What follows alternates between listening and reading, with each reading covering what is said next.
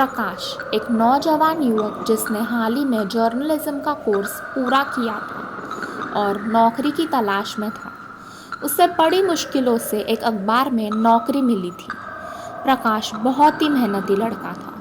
वो अपने आप को साबित करने के लिए और अपनी बहादुरी दिखाने के लिए हमेशा जाना जाता था। प्रकाश बचपन से ही होनहार पत्रकार बनना चाहता था, लेकिन वो अब तक खुद को उसकी नई नौकरी में साबित नहीं कर पाया था।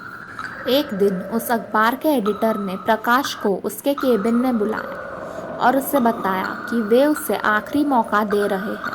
अगर उसने इस आने वाले हफ्ते तक खुद को साबित न किया तो वे उसे नौकरी से निकाल देंगे। प्रकाश एडिटर की बातों से चिंतित हो गया था और नौकरी खो देने के डर से रात को घर देरी से पहुंचा था। 2 दिन बाद वो रात के 12 बजे एक वीरान स्टेशन पर जाता है। उस स्टेशन की अजीबोगरीब घटनाएं बहुत मशहूर थी।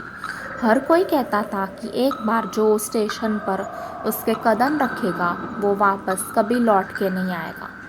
उस स्टेशन पर बहुत बार एक्सीडेंट्स हुए थे। वो स्टेशन हमेशा खाली रहता था और तो और वहाँ कोई गाड़ी भी नहीं रुकती थी। जब प्रकाश उस स्टेशन पर पहुंचा तब उसने वहाँ देखा कि एक बूढ़े बाबा आग की सेकोटी ले रहे थे। वो उस बाबा के पास गया और उसे स्टेशन पर घटती घटनाओं के बारे में पूछने लगा। उस बाबा ने उसे बताया कि सिर्फ मुर्दों को वो नज़र आते हैं और अब से प्रकाश भी उनके साथ ही रहेगा।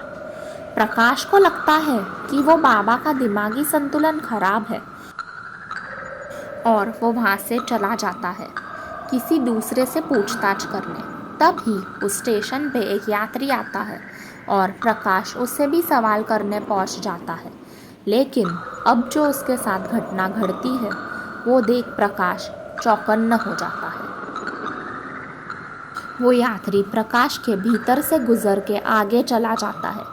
तभी वो बाबा प्रकाश के नज़दीक आते हैं और उससे कहते हैं कि वो मर चुका है। प्रकाश को कुछ समझ नहीं आता है। तभी वो बाबा उससे बताते हैं कि प्रकाश की मौत उसी के घर पे 2 दिन पहले नौकरी के खोने के डर से और सदमे लगने के कारण हुई थी। वो बाबा उससे बताता है कि उसकी बेचैन आत्मा अपने ख्वाब और अधूरी इच्छाएं पूरे करने यहाँ आ पहुँची थी।